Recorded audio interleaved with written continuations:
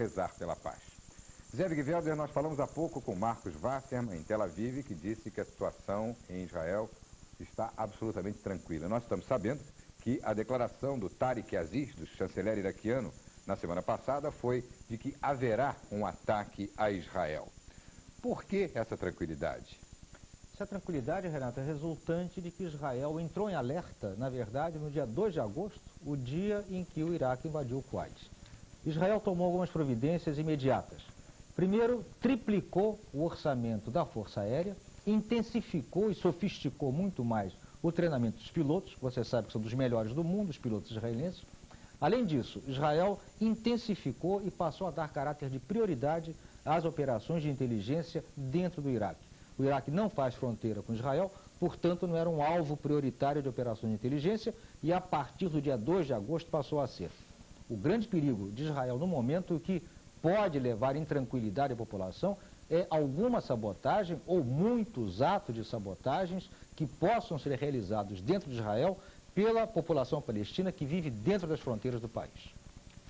Mais de 1 milhão de soldados estão prontos para o combate no Golfo. É muita gente.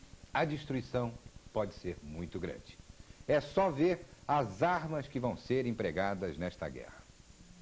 O Iraque tem 540 mil soldados na fronteira do Kuwait. A força multinacional já tem 650 mil.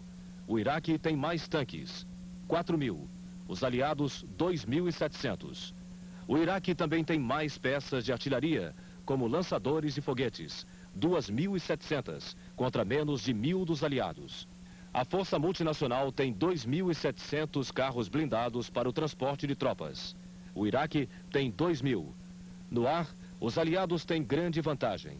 São 1.600 helicópteros contra 170 do Iraque e 2.800 aviões, mais que o dobro do Iraque, que só tem 700 aviões. Os Estados Unidos lideram a força naval no Golfo Pérsico com 80 navios, entre eles 3 porta-aviões como este, com capacidade para 60 aviões de caça e 6 helicópteros. Outra máquina de guerra é o encouraçado Wisconsin, que pode levar até mísseis nucleares. Quase 50 navios de outros 10 países ajudam a garantir a superioridade no mar. A Arábia Saudita se transformou no maior acampamento militar desde a Segunda Guerra Mundial. Os Estados Unidos têm quase 400 mil soldados em terra, a maioria em território saudita. A Grã-Bretanha tem 35 mil, entre eles os da 7ª Brigada Blindada, conhecida como Ratos do Deserto. Eles são considerados os maiores especialistas do mundo em tanques de guerra. A França também mandou 12 mil soldados, entre eles voluntários da temida Legião Estrangeira. 3 países do mundo árabe, Egito, Síria e Turquia, se aliaram contra o Iraque e podem atacar direto de seus territórios. Num outro ponto da explosiva zona de guerra está Israel, o principal alvo das ameaças do ditador Saddam Hussein. O país tem 140 mil soldados e 2.300 aviões em alerta contra um possível ataque do Iraque. Contra os tanques do Iraque, os Estados Unidos contam com a superioridade da Força Aérea. São 1.300 aviões americanos no Golfo, entre eles o avião invisível, desenvolvido para penetrar no território inimigo sem ser detectado pelos radares. A grande ameaça do Iraque é o uso de armas não convencionais, como os gases venenosos e as armas biológicas, que podem matar pelo simples contato com a pele. E os soldados aliados já estão se preparando para lutar no calor do deserto com roupas de proteção. Mas os estrategistas americanos já programaram a guerra há mais de um mês. O objetivo é vencer a guerra no ar e só depois usar as forças de terra. Acompanhe agora o roteiro dessa guerra projetada pelo Pentágono. Há 15 dias, os voos de reconhecimento no Golfo foram intensificados. Neste momento, satélites espiões americanos enviam milhares de fotos do território inimigo, às 24 horas do dia. A localização dos alvos é reconfirmada. Os dados são enviados diretamente aos computadores dos pilotos que treinam com simulações como esta, com precisão absoluta de detalhes. Começam as operações de despistamento. Até mesmo a proposta de negociação com o Iraque faz parte dos planos para confundir o inimigo. A esta altura, os depósitos de suprimentos americanos já foram transportados para a fronteira com o Kuwait. Quando menos se espera, começa o ataque. Durante 3 dias, mais de 1.000 aviões americanos equipados para localizar alvos à noite vão atacar os aviões do Iraque e as posições iraquianas no Kuwait. O primeiro alvo, 500 baterias antiaéreas equipadas com mísseis de fabricação soviética e francesa. Caças F-111 vão tentar destruir a força aérea iraquiana ainda no chão. 20 aeroportos serão bombardeados. Mas o Iraque tem 1.200 depósitos subterrâneos para esconder os caças. E muitos MiG-29 soviéticos e Mirage franceses podem sobreviver. Só neste primeiro combate, os americanos podem perder 100 aviões. Para diminuir as chances dos iraquianos, caças F-4 emitem sinais que confundem as comunicações e enviam mísseis para destruir os centros de comando no Iraque. Em 24 horas, os Estados Unidos pretendem ter o controle total do espaço aéreo. Começam então os ataques dos bombardeiros B-52 contra posições estratégicas. E os navios na costa do Kuwait bombardeiam rodovias, pontes e depósitos de água e combustível, tentando romper as linhas de abastecimento do Iraque. Em uma semana, a batalha aérea estaria terminada. Se o Iraque não estiver derrotado, começam os combates mais difíceis no deserto. Os aliados vão tentar abrir várias frentes contra o Iraque, desembarcando nas praias do Kuwait. Para neutralizar a arma mais poderosa do deserto, o tanque, os americanos têm aviões A-10 e helicópteros Apache. Só depois avançam as tropas de terra, que vão enfrentar o pior desafio desta guerra. Minas, arames farpados, muros de concreto e até trincheiras no deserto com rios de petróleo em chamas. Uma possibilidade que até os estrategistas têm medo de imaginar. Bem, nós vamos agora ouvir a análise do estrategista brasileiro Geraldo Cavanhaque Filho, diretor do Núcleo de Estudos Estratégicos da Unicamp. Ele conversou em São Paulo com o repórter Paulo Marcum. Professor, o que tem se dito é que a guerra vai começar por um ataque aéreo fulminante e os generais norte-americanos têm insistido muito em que esse ataque será de tal proporção que jamais se viu qualquer coisa na história da humanidade. Isso significa efetivamente, vamos dizer assim, uma perspectiva de derrubar o inimigo já no primeiro ataque? Não, só com esse ataque aéreo maciço não haverá condições, quer dizer, não estará o Iraque derrotado militarmente. Mas, tendo em vista que esses ataques visarão a destruição da capacidade aérea iraquiana, assim como também a destruição do seu complexo industrial militar, ele criará as condições para a realização de outros tipos de operações, principalmente as operações terrestres, né? E com isso enfraquecerá também o Iraque, retirará do Iraque as condições favoráveis para ele, o Iraque, conduzir operações terrestres contra a ofensiva americana. Agora vamos perguntar em Brasília ao cientista político Alexandre Barros qual é a opinião que ele tem sobre a situação até agora e, sobretudo, uma pergunta que eu quero fazer, Alexandre, é a seguinte: essa é uma guerra onde não há conscritos, os exércitos são voluntários ou profissionais. O que se muda em relação às guerras anteriores? Ô Renato, o problema principal que os Estados Unidos enfrentaram no Vietnã e que tem sido comparado foi a perda da guerra politicamente nos Estados Unidos. Quer dizer, todo americano que estava para fazer 18 anos ou que tinha entre 18 anos e 28 anos era um potencial protestante contra a guerra. Isso não vai acontecer mais. Quer dizer, o grosso das tropas aliadas que estão no Kuwait é de gente profissional que está lá para lutar, que tem contrato assinado por 5 ou 10 anos. Isso permite, por um lado, uma eficácia muito maior. Por outro lado, uma ferocidade muito maior da parte das tropas aliadas.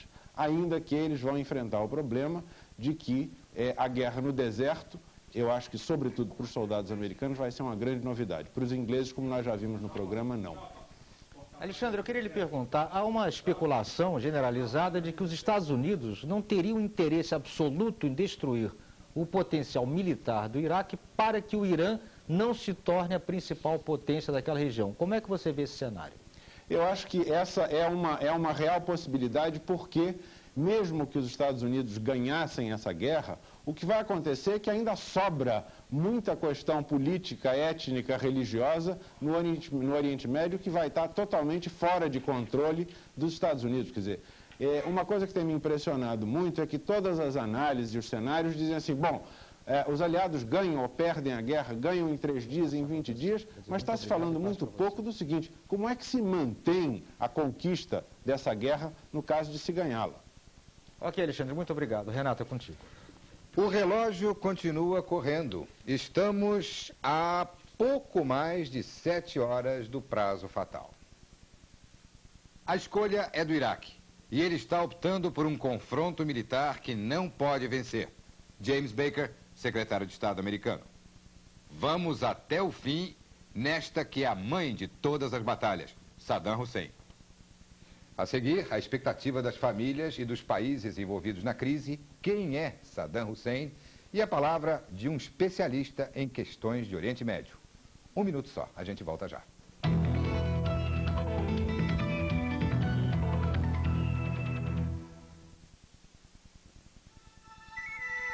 De questões do Oriente Médio, o embaixador Ítalo Zappa.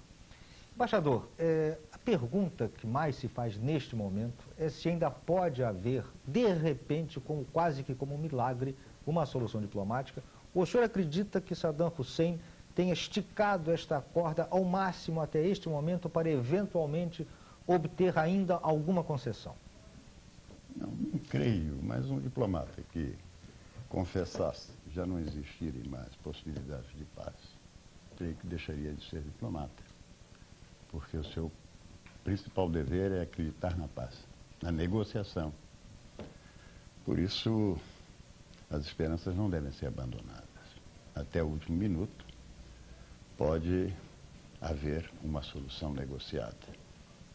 E é preciso ter em vista que não existe a determinação para que a guerra tenha início daqui a 6 ou 7 horas, como diz com o Renato.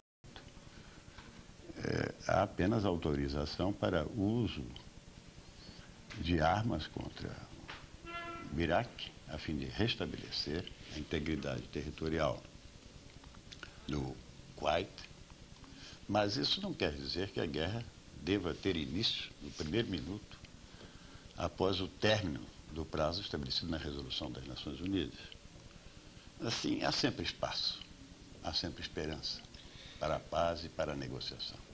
Embaixador, há algumas análises que consideram que Saddam Hussein já obteve algumas vantagens políticas ao pressionar o presidente dos Estados Unidos a um corner, a um canto sem muitas alternativas, a não ser usar a força para uma retirada incondicional. O senhor acredita nesse tipo de análise, que ele já tenha algum ganho político até agora, no mundo árabe, por exemplo? Bom, isso me parece um pouco acadêmico. A hora não é para os acadêmicos, é uma hora grave, uma hora trágica. Trata-se de saber se morrem ou não pessoas. Assim que exercícios acadêmicos não se compadecem com esse momento, creio. É possível. Se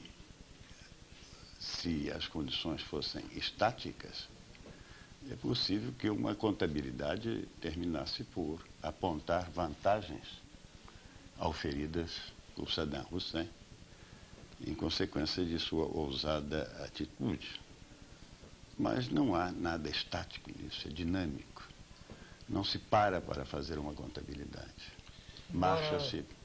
Embaixador, o senhor vê a analogia entre a atitude de Saddam Hussein hoje e aquela que foi de Nasser em 67 e até de Sadat em 73, como que realmente pretendendo assumir uma liderança absoluta no mundo árabe? Bom, certa analogia pode existir, mas é evidente que o primeiro passo tático de qualquer líder árabe é procurar uma conjunção de todos os árabes, é procurar ampliar a sua base. E isso é comum, seja a Nasser e a Saddam Hussein. Não sei se poderia dizer que é uma analogia. Pode ser que sim. O drama, a expectativa daqueles que acompanham à distância toda essa crise no Golfo Pérsico. 1 minuto, embaixador, para interromper o senhor. Nós vamos a São Paulo, ao vivo agora, com a repórter Mona Dorf. Eu estou com uma família que mora há pouco tempo no Brasil, mas o Jamil saiu do Kuwait 3 semanas depois da invasão. Segundo ele, somente 300 mil kuwaitianos sobraram no território anexado, porque outros 500 mil estavam fora. Era feriado quando houve a invasão. Como é que você está acompanhando esse conflito? Sofrendo muito. Olha o que eles fez no meu país aqui.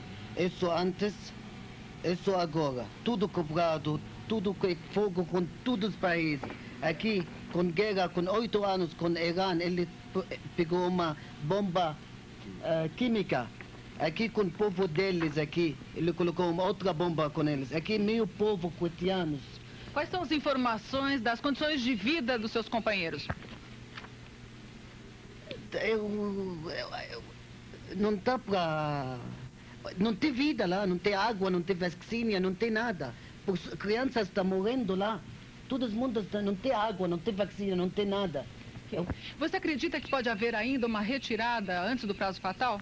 Bem possível, eu acho que não. Cada hora passa, fica mais difícil, quase milagre. O Iraque pode sofrer ataques internos da resistência do Kuwait ou do próprio povo iraquiano? Bem possível, porque a imagem que está transmitindo para todo mundo, muito mentiroso. Ok, nós voltamos ao Rio de Janeiro com Renato Machado. O ditador do Iraque, Saddam Hussein, já foi comparado a Hitler pelo presidente americano. No Iraque, ele tem muitos seguidores. A oposição, é claro, ele destruiu. Mas é um governante esperto que quer ser visto como líder do mundo árabe. Bagdá é o retrato do poder de Saddam Hussein, o pai da nação, o líder do desenvolvimento, defensor do país, em resumo, um ditador que nunca sofreu oposição. Ter um retrato de Saddam Hussein é dever cívico dos iraquianos. E isto vale também para a primeira página dos jornais. Todos os dias, Saddam Hussein está em toda parte. Ele começou a se aproximar do poder quando o partido Baath, liderado pelo primo dele, tomou o governo em 68. Saddam Hussein ganhou um lugar de destaque no Conselho Revolucionário. Era um homem violento. Em 79, cansado de esperar pela morte do primo, Saddam arquitetou a renúncia dele e passou a ser o presidente. Logo que assumiu, ordenou a morte de mais de 500 membros do partido por conspiração contra o Estado. Depois, ele atacou o Irã. Durante os 8 anos de guerra, a economia do Iraque foi arrasada. Nem assim o ditador deixou de ser adorado, pelo menos aparentemente. Quando Saddam Hussein anunciou a anexação do Kuwait, imediatamente os iraquianos saíram às ruas, oferecendo suas vidas em sacrifício no caso de uma nova guerra. E desta vez, outros milhares de árabes em muitos países do Oriente Médio seguiram o mesmo caminho. Eles acham que o ditador pode unificar o mundo árabe, dividido por séculos de guerra e dominação estrangeira. Saddam Hussein joga sua grande cartada na crise do Golfo, ameaçando bombardear Israel, o inimigo comum de países que hoje estão a favor e contra o Iraque. Embaixador Ítalo Zappa, a gente olhando essas imagens do Saddam Hussein, a gente não entende muito bem. Eu gostaria de fazer a seguinte pergunta ao senhor que esteve no Oriente Médio. Como é que é a cabeça dessa gente? Como é que eles raciocinam? São os valores tão diferentes assim dos ocidentais? Por que Saddam Hussein é assim idolatrado por essas massas árabes? Bom, é um fenômeno que eu creio que é mundial, isso não é exclusivo do Oriente Médio, né? Volta e meia, no curso da história, surgem personalidades carismáticas que mobilizam povos e se dirigem fundamentalmente ao mais atraente dos objetivos, que é mudar a história. E Saddam Hussein ou qualquer outro líder que se proponha mudar a história sabe que o preço é altíssimo, é assumir o risco do Holocausto. É o que ele está fazendo nesse momento. Nós voltamos a São Paulo. O repórter Paulo Marcum está na casa de outra família envolvida com a ameaça de guerra. Bem, Renato, nós na verdade estamos aqui na Casa de Manchete com um dos poucos iraquianos que vivem no Brasil. É Naufal Issa Mossa. Ele tem 29 anos, mora há 8 anos aqui no Brasil e há poucos dias, inclusive, recebeu notícias da casa dele. Toda a família dele mora em Bagdá e imagina que tem 2 irmãos no exército. Naufal, essas notícias diziam o que do Iraque? Não, que está tudo tranquilo, que não há problema nenhum, que não falta alimentos, falta só, acho que, remédios para as crianças e leite só. E está tranquilo, e o povo está vivendo vida normal, esperando, né? Para ver como é que vai desdobrar. Você me disse há pouco que não acredita na expectativa de guerra, embora o prazo fatal esteja aí. Não, eu não acredito na guerra, porque os Estados Unidos têm muito a perder, né? O povo iraquiano está lá dentro do Iraque e defenderá seu país a qualquer custo.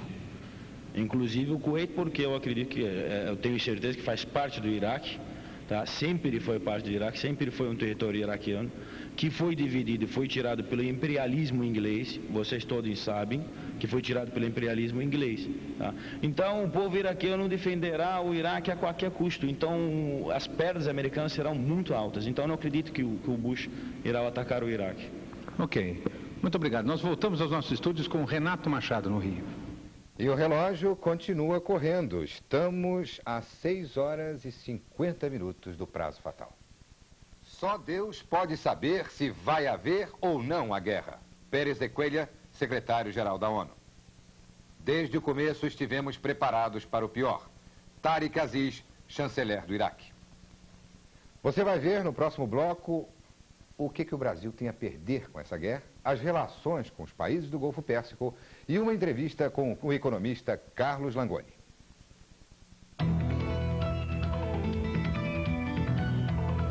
O Brasil tem a perder com a guerra no Golfo.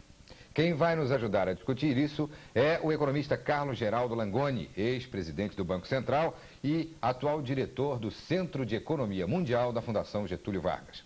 Doutor Carlos Langoni, o que o Brasil tem a perder com essa guerra? Bom, o impacto da guerra para a economia brasileira será certamente negativo. Quer dizer, a guerra vem num momento muito ruim, no momento em que o governo tenta combater a inflação, tenta superar a recessão, e o impacto é direto em termos de um aumento do custo do petróleo importado. Nós ainda importamos 50% mais ou menos do consumo nacional. 80% dessas importações vêm do Oriente Médio, principalmente da Arábia Saudita e agora do Irã. Portanto, nós somos vulneráveis a uma crise se essa crise for prolongada. Nós devemos esperar um aumento no preço do petróleo. Esse aumento poderá ser mais intenso dependendo do estrago que a guerra causar às instalações portuárias, às refinarias da Arábia Saudita e também do acesso que os navios petroleiros tiverem àquela região. E nessa conjuntura teremos também que assimilar esse aumento de preços internacionais. E eu acho, aliás, que o caminho mais correto é transferir esse aumento de custos sob a forma de elevação de preços domésticos. Esse ajuste de preço é menos traumático do que o racionamento. O racionamento é a última alternativa, porque essa sim teria um efeito devastador em termos de recessão, de aumentar o problema da depressão da economia brasileira. E vamos também perder de forma indireta. Vamos perder, por exemplo, as nossas exportações para aquela região. Ano passado exportamos 1 bilhão e 200 milhões de dólares para o Oriente Médio. Isso será, em parte, sacrificado. Vamos perder pelo efeito que a crise vai ter sobre a economia mundial. A economia mundial que já está apresentando sinais de recessão nos Estados Unidos, mas ainda mantém um certo crescimento liderado pelo Japão e Alemanha, que poderão sofrer se, de novo, a guerra for muito prolongada. Isso significa maiores dificuldades para as exportações brasileiras. E tudo isso numa situação ainda de vulnerabilidade nas nossas contas externas. Aquele choque do petróleo de 73, o primeiro grande impacto, nos levou ao programa do Proálcool. O senhor acredita que, em face da atual situação, a gente possa acordar de novo e impulsionar esse programa do Proálcool? Bom, eu estou convencido de que o programa do álcool tem que ser mantido. Foi uma pena que tenha sofrido essa crise de credibilidade ano passado em função de uma política errada de preços para o produtor de açúcar e de álcool. Acho que é essencial preservar o programa, é importantíssimo para o país e, mais do que isso, é fundamental retomar os investimentos para expansão da produção interna de petróleo. Nós temos hoje uma série de projetos em campos já conhecidos de marlin e de anchova, que dependem apenas de recursos e de financiamentos externos. Acho, inclusive, que o governo deveria adotar algumas medidas ousadas, como, por exemplo, permitir o uso da conversão de dívida para financiar esses programas estratégicos de investimentos no setor energético. Como disse o professor Carlos Langoni, a crise no Golfo Pérsico vai levar o Brasil a perder muito dinheiro. Nós vamos agora ver exatamente em quantidades e em números o que isso significa com a queda das exportações brasileiras que movimentam bilhões de dólares. O Brasil tem relações comerciais com todos os países do Oriente Médio envolvidos no conflito do Golfo. Quase a totalidade das importações brasileiras dessa região é de petróleo. O petróleo que vem da área em conflito responde por cerca de 30% do consumo interno do país. O Brasil consome 1.100.000 barris de petróleo por dia. 500 mil são importados. 350 mil vêm da área de conflito, 140 mil barris da Arábia Saudita e 120 mil do Irã. O restante vem de outros países, inclusive de fora do Golfo. O Iraque foi desde 1984 até agosto desse ano, quando foi decretado o embargo comercial pela ONU, o maior fornecedor de petróleo para o Brasil, seguido pela Arábia Saudita e pelo Irã. Em 90, o Brasil importou do Iraque até agosto 675 milhões de dólares, contra 1 bilhão e 250 milhões em 89. Da Arábia Saudita, 1 bilhão de dólares em 90 e em 89 as importações não passaram de 500 milhões de dólares. Do Irã, 500 milhões de dólares em 90 contra 300 milhões em 89. O Brasil gastou quase 3 bilhões de dólares em 90 com importações de petróleo só do Golfo Pérsico. As autoridades brasileiras não temem o desabastecimento. Existe estoque para 45 dias. A preocupação é com o preço do barril. Mesmo com uma retração no consumo, os especialistas calculam que o preço do barril pode dobrar e até triplicar. O mercado aí é extremamente sensível e há uma clara tendência à especulação que já se vê hoje na prefixação dos preços futuros. Em relação às exportações brasileiras para a área de conflito, elas achariam outros mercados? Pela qualidade dos produtos, é muito provável que exista outros portos importadores. Mas é óbvio que o comércio internacional como um todo é afetado e nos cabe, na verdade, esperar para saber com mais certeza quais serão os limites desse impacto. O Brasil pode perder muito dinheiro com o aumento dos preços do petróleo e, de outro lado, deixar de ganhar com as exportações para o Golfo Pérsico. Atualmente, o Brasil importa mais da região do que exporta para lá. Os saldos comerciais para o Brasil são negativos há muitos anos por causa do petróleo. Só no ano passado, esse saldo comercial negativo foi de 2 bilhões de dólares. Nós vamos voltar agora ao vivo para Brasília, onde está a repórter Regina Martins. Realmente a preocupação da equipe econômica é bastante grande com o comércio exterior. Hoje eles estiveram reunidos aqui no Ministério da Economia, mas conversaram sobre crise do Golfo, entre outras coisas, e prometem que não vão divulgar qualquer medida antes que nós tenhamos efetivamente um conflito deflagrado. Nós estamos aqui com o secretário nacional de Economia, Edgar Pereira, que acompanhou a reunião. Secretário, existe algum pânico em relação à situação brasileira com a guerra no Golfo? Não, de maneira alguma. Quer dizer, o governo ele tem feito vários acompanhamentos, várias reuniões têm sido feitas e a nossa estratégia é manter-nos atualizados e a informação diária para que nós possamos então acompanhar a evolução dos acontecimentos e tomarmos as medidas que forem necessárias para principalmente preservar as nossas reservas com uma maneira de dar continuidade ao próprio programa de desenvolvimento e de estabilização da economia. O governo tem previsto os vários cenários possíveis, tanto de duração da guerra quanto dos preços do petróleo?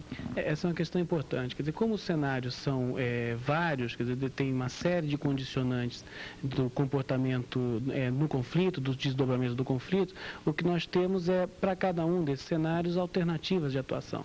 É importante, antes de mais nada, que a população encare essa situação com tranquilidade e que também as próprias participações voluntárias da população no sentido de economia, de combustíveis e derivados, quer dizer, uma atitude nessa direção, ela melhoraria muito as condições de operação e da minimização dos reflexos deste conflito na economia brasileira. Nós tivemos há pouco tempo o anúncio de que faltaria, ou que seria mais próximo de se esgotar, o gás de cozinha. E houve uma certa corrida à compra de gás de cozinha. Esse tipo de corrida se justifica? Não, não se justifica. Quer dizer, nós temos estoques, o próprio presidente da Petrobras já deu declarações sobre isso. Você tem um volume de estoques suficiente para os consumos normais e a atitude, inclusive, da população é importante que seja cooperativa, quer dizer, no sentido de que correr para fazer estoque de produtos e tudo mais, quer dizer, não é uma atitude cooperativa com a sociedade como um todo, numa situação em que é de dificuldade. E a crise no Golfo, ela atrapalha o plano de estabilização? O governo continua com a sua caminhada em torno da estabilização? Claro, nós temos um objetivo de estabilização, nós temos uma política definida, nós temos determinação na condução dessa política e acreditamos que, em que pese todas as dificuldades, essa política tem dados, inclusive sinais, de que é efetiva no próprio enfrentamento da crise. Nós já convivemos com essa questão do Golfo desde o segundo semestre do ano passado e temos procurado administrá-la de uma forma a minimizar os problemas causados por ela, inclusive para o plano de estabilização. Secretário, muito obrigada. Nós voltamos ao Rio com Renato Machado. E agora com Zé Guivel. Doutor Langoni, o senhor ouviu o depoimento de uma autoridade do Ministério da Economia. O senhor sente, por parte da equipe econômica do governo, um pulso firme, forte e seguro na condução dessa crise, o que nos poderá afetar desta crise? Bom, eu espero que o governo tome as providências que são necessárias para ajustar a economia brasileira a essa nova realidade. Eu considero, em primeiro lugar, fundamental trabalhar com preços realistas. A redução de demanda via preço é muito mais eficiente do que qualquer forma de racionamento. Nós não temos competência para administrar um racionamento de combustíveis. Em segundo lugar, é essencial usar o câmbio como um mecanismo de estímulo às exportações. Nós temos que continuar exportando, mesmo face a uma economia mundial desaquecida. Nós temos que ter divisas para poder continuar importando petróleo. E, finalmente, nós temos que mobilizar recursos para investir na produção doméstica e retomar o programa do álcool. Muito obrigado, Dr. Carlos Geraldo Langoni. Obrigado. O relógio continua correndo. Estamos a 6 horas e 25 minutos do prazo fatal. O preço da paz, agora, nas condições de Saddam Hussein, terá que ser pago muitas vezes no futuro com muito mais sacrifício e sofrimento. George Bush. Os norte-americanos vão nadar em seu próprio sangue. Saddam Hussein. A expectativa dos embaixadores dos países do Golfo Pérsico em Brasília, você vai ver daqui a pouco. A gente volta já.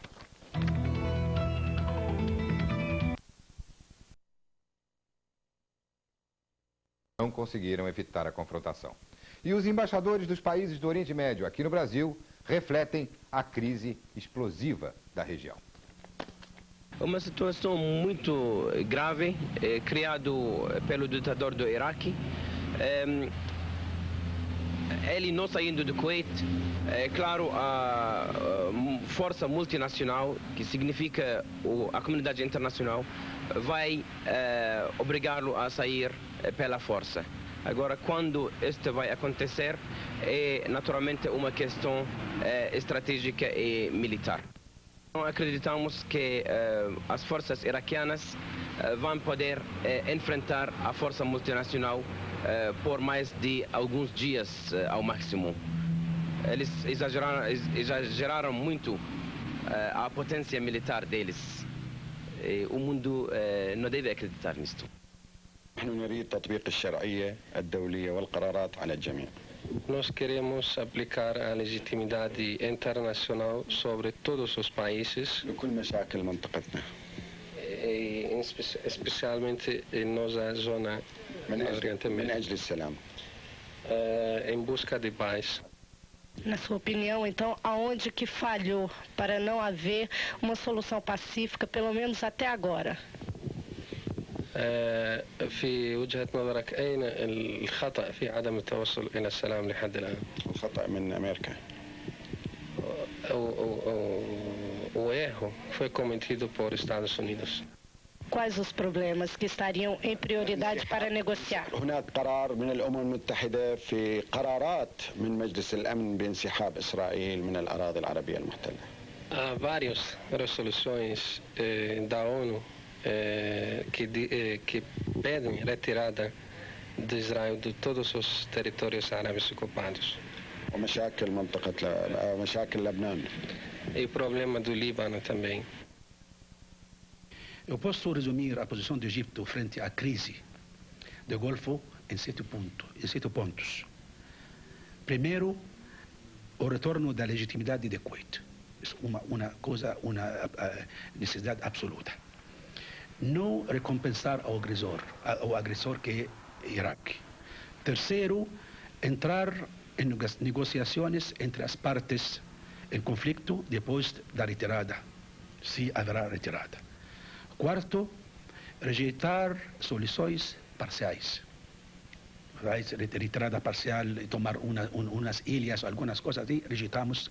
Essa é a posição oficial de meu país.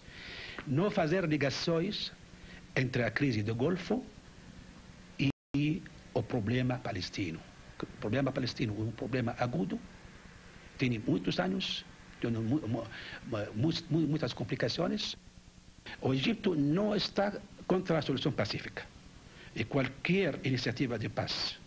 E por isso apoiamos todas as iniciativas do presidente Bush, sobretudo a última que fracassou em Genebra. A ameaça de guerra é muito iminente, apesar de todos os esforços dos países amantes de paz. Egito, Estados Unidos, todos os países da Europa e do mundo inteiro. Apesar disto, eu vejo que com muito pessimismo, eu vejo esta situação de guerra. Eu acredito nas declarações de Saddam Hussein e de seu chanceler. Eles ameaçaram que o primeiro alvo da guerra vai ser Israel. E, portanto, tomamos em consideração esta possibilidade e, consequentemente, tomamos também as medidas necessárias para defender-nos. Acho que seria... Você fica agora com o Jornal da Manchete. As últimas informações sobre a contagem regressiva no Golfo. Um instante só.